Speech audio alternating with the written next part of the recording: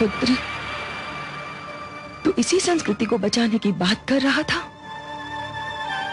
क्या यही वो संस्कृति है जिसके लिए तूने देव संस्कृति और मानव संस्कृति का विरोध किया था? देख इस संस्कृति को जो तेरे शव पर अश्रु बहाने के स्थान पर एक दूसरे का रक्त बहा रही है। तेरी मृत्यु का शोक तेरे उत्तराधिकारी के लिए युद्ध में लहूलुहान हो रहा है। धिक्कार है, तुम्हें अपने अधिपति की मृत्यु का दुख नहीं, ये चिंता है कि उसके सिंहासन पर कौन बैठेगा।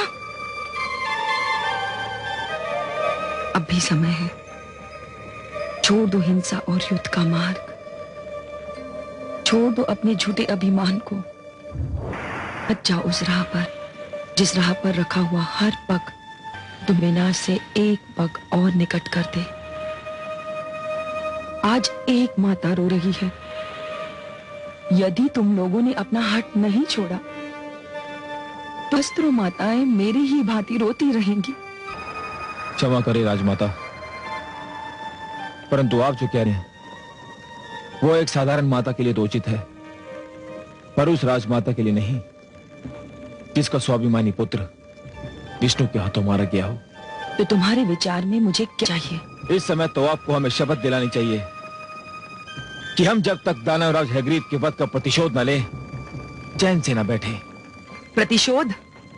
कैसा प्रतिशोध? क्या प्रतिशोध करके तुम मेरे पुत्र के ठंडे शरीर में जीवन की गर्मी लौटा सकते हो? मैं जानती हूं कि प्रतिशोध से तुम्हारा तात्पर्य, प्रतिशोध के नाम पर तुम इन लोगों में घृणा का विष घोल रहे हो, क्योंकि तुम्हारे जैसे लोग केवल घृणा फैलाकर ही सत्ता प्राप्त कर सकते हैं। नहीं राजमाता, कह रहा हूं निर्णयवासी वो देवता जिनसे हमारी शक्ति देखी नहीं जाती, हमारी उन्नति जिनकी आंखों में कांटों के समान खड़कती है, वही सदा हमारे विरुद्ध पक्षपात करते हैं, हमें नीचे दिखाने का अवसर ढूंढते हैं। काल केतु सत्य कह रहे हैं, देवता पक्षपाती हैं। हम देवताओं को इस पक्षपात का दंड देंगे। हम काल केतु के साथ हैं। देवलोक पर आक्रमण होगा।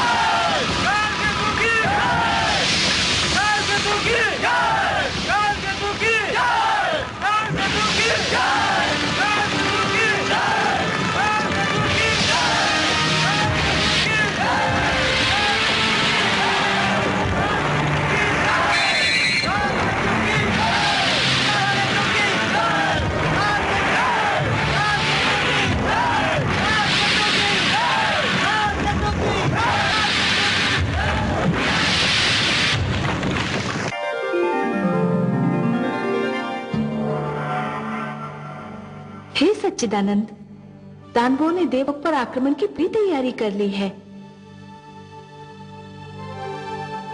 देवलोक पर युद्ध के बादल छा रहे हैं कमल नयन। दानवों से और आशा की जा सकती है महादेवी। बिच्छू मारना वृत्ति ही नहीं, विवशता भी। क्योंकि डंक मारकर ही तो वो अपने अस्तित्व का प्रमाण देता है। यदि दानवों में युद्ध, हिंसा और रक्त की प्यास ही ना हो तो उन्हें दानव क्यों कहा जाए? वो धर्म की रक्षा के लिए युद्ध नहीं करते देवी, वो तो युद्ध को ही अपना धर्म मानते हैं। परंतु वो मूर्ख ये नहीं जानते कि जो द्वेष और घृणा को अपनी संस्कृति मानते हैं वो उसी द्वेष और घृणा में भस्म भी हो जाते हैं, क्योंकि द्वेष और घृणा दूसरों को कम क्षति है, स्वयं को अधिक। परंतु देवलोक के वासियों को अपनी रक्षा के लिए कुछ तो करना ही होगा। अवश्य करना होगा महादेवी, अवश्य करना होगा। परंतु वो युद्ध इन दानवों की भांति उन्मादी नहीं होना चाहिए।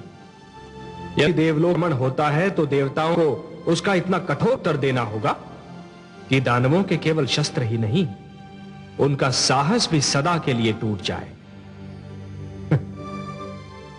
देख नहीं रही हैं आप, देवराज इन्हीं चिंता में डूबे हुए हैं।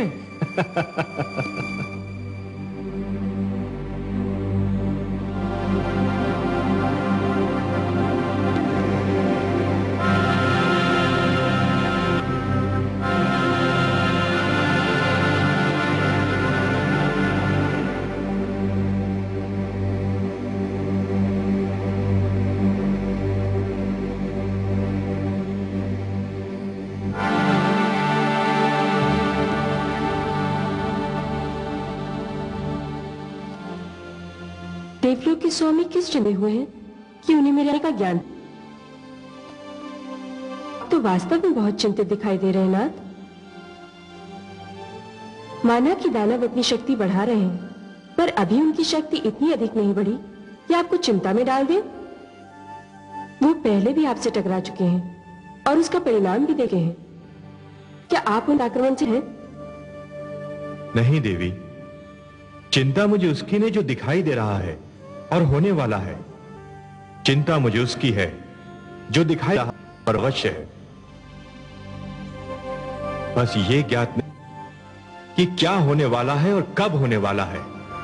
स्वामी, मैं समझी नहीं, आप ना की बात कर रहे हैं? दानव युद्ध की तैयारी कर रहे हैं, मुझे दिखाई दे रहा है। उनका आक्रमण होने वाला है, मैं जानता हूं। पर एक और संकट है देवी जो दिखाई नहीं दे रहा है, पर न जाने कब क्या रूप धारण कर ले। आपका संकेत किस संघनाथ? एक ऐसा संकट जिस स्थितियों ने था, कुछ ऐसी परिस्थितियां जो हमने जानबूझकर नहीं उत्पन्न की थी। मैं अब भी नहीं समझी देव। इस संकट का जन्म उस समय हुआ था देवी जब हम देवताओं ने सर्वसम्मति से बृहस्पति देव को अपना गुरु चुना था।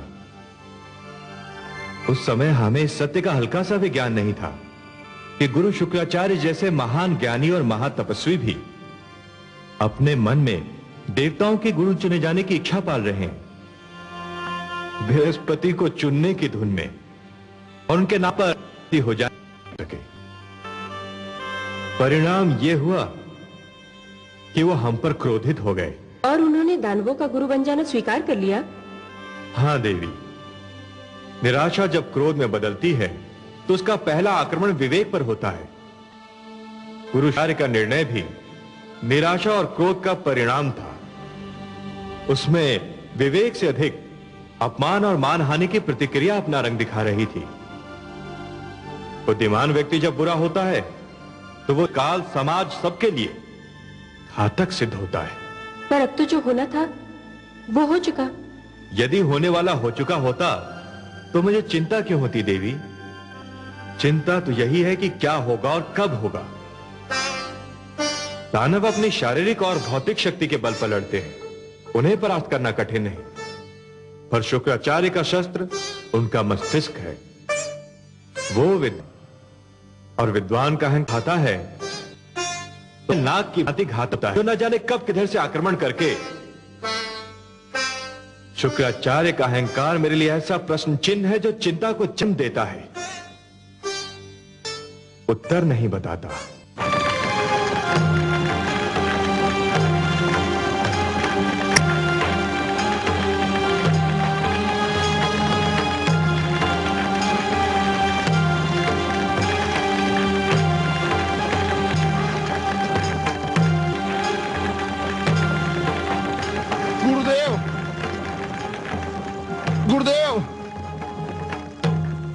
गुरुदेव, गुरुदेव, गुरुदेव, गुरुदेव। किसने की तुम्हारी ये दशा? काल केतु ने गुरुदेव। दानवराज हैग्रीव के वध का समाचार सुनते ही उसने राज सिंहासन हथियाने के लिए षड्यंत्र किया था और अपने भी बना लिए थे। मैंने उसे ललकारा, जिसका यह परिणाम हुआ है गुरुदेव। काल केतु सदा ही महत्वाकांक्षी और सत्ता का लोभी रहा है। तुम्हें उससे नहीं भिड़ना चाहिए था, तुम्हें मेरे पास आना चाहिए था। इसका अवसर ही नहीं मिला गुरुदेव। ये सब कुछ एक सोची समझी योजना के कारण अवश्य हुआ था, पर हुआ था इतना अचानक कि किसी पास कुछ भी सोचने समझने के लिए समय ही नहीं था।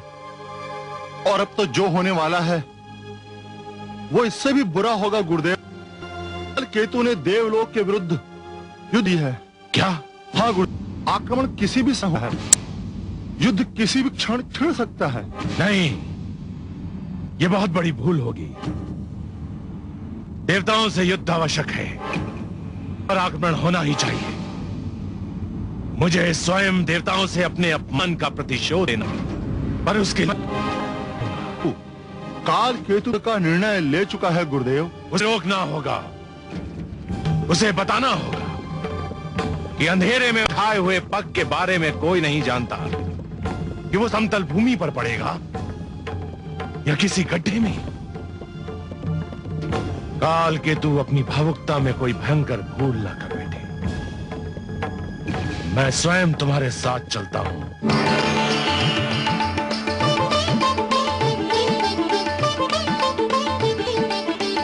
देवराज, देवराज, बात है चित्र।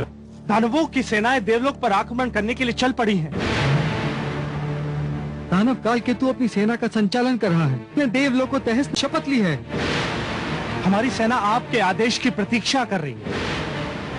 दानवों की सेना देवलोक की सीमा से कुछ ही दूरी पर है। नहीं, हम दानव सेना को अपनी सीमा में पग भी नहीं धरने देंगे। युद्ध उन्हीं के क्षेत्र में होगा। दानवों की महत्वाकांक्षा बढ़ती आ रही है। हैग्रीव के वध से उन्होंने कोई सीख नहीं ली। मैं स्वयं अपनी सेना का संचालन करूंगा। आओ मेरे साथ।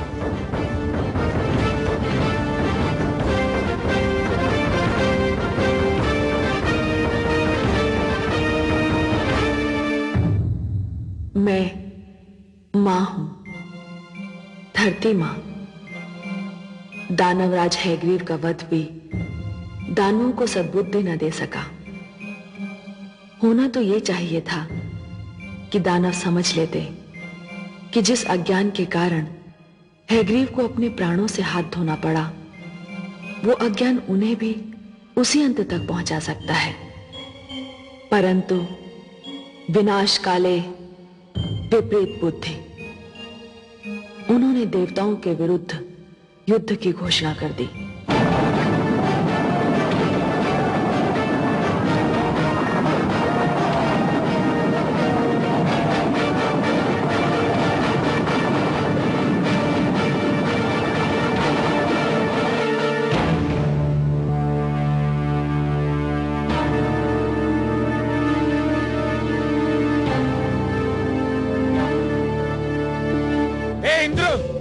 सदैव हमारा तिरस्कार किया है।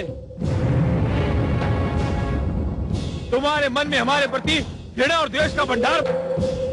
तुम समझते हो उन्नति और समृद्धि पर केवल तुम्हारा अधिकार है, क्योंकि तुम हमसे श्रेष्ठ हो। परंतु आज तुम्हें ज्ञात हो जाएगा कि हम दानव कभी तुम्हारा प्रभुत्व स्वीकार नहीं करेंगे। आज हम तुम्हारा घमंड चूर चूर कर देंगे। हे दानवों, आगे बढ़ो और देव सेना को उनकी सीमा के भीतर खदेड़ दो। सुनो काल केतु, तुमने सदैव हिंसा, युद्ध और व्यभिचार में रुचि दिखाई है। तुम सदैव असत्य और अधर्म के मार्ग पर चलते रहे हो और हम सदैव सत्य और धर्म का पालन करते रहे हैं। इतिहास साक्षी है कि सत्य असत्य पर और धर्म अधर्म पर विजय पाता रहा है और आज इतिहास दोहराया जाएगा। वीरों, इन दानवों को आज ऐसी पराजय दो, ये युद्ध का नाम तक भूल जाए। अभी इन दानवों ने हमारे वज्र का प्रभाव नहीं देखा है। आक्रमण करो, आक्रमण करो।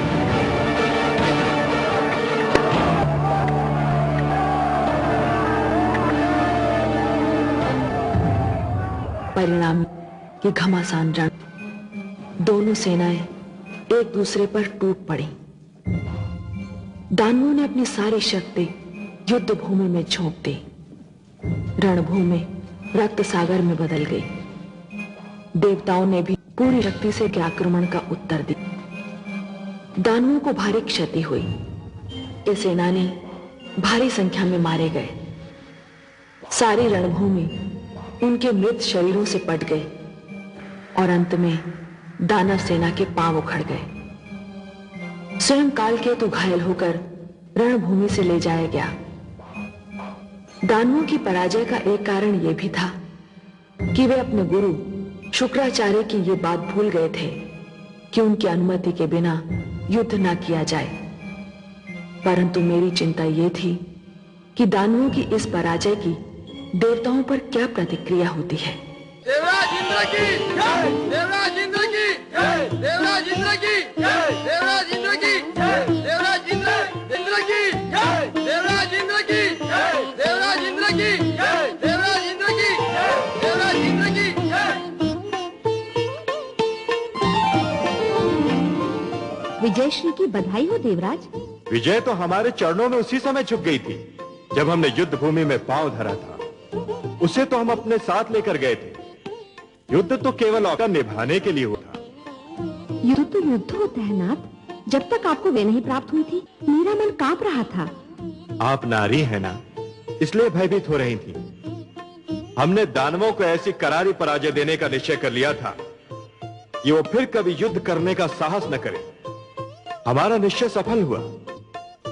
दानव भूल गए थे कि वो किसी साधारण देवता से नहीं, देवराज इंद्र से टकराने जा रहे हैं। अब देवराज इंद्र का नाम सुनते ही उनके शरीर में कपकपी दौड़ जाया करेगी। देवराज इंद्र की यह विजय उनकी आने वाली 7 पीढ़ियां भूल नहीं पाएंगी। मैं महान हूं देवी, मैं महान हूं। बोल बड़ा मत बोलिए, जाने कब क्या हो। बहुत करे अभिमान जो अपना आपा खो। जीत हार संसार में है ईश्वर के हाथ। रंग बदलता है समय, मत भूलो ये बात, मत भूलो ये बात। जो सुनेगा ये पुराण पाएगा सुख और ज्ञान, पाएगा सुख और ज्ञान। धर्म को ही धर्म दान, प्रेम की तू छेड़तान, प्रेम की छेड़तान। बीते युग बता रहे हैं, बीते युग बता रहे हैं, सत्य पथ पे चल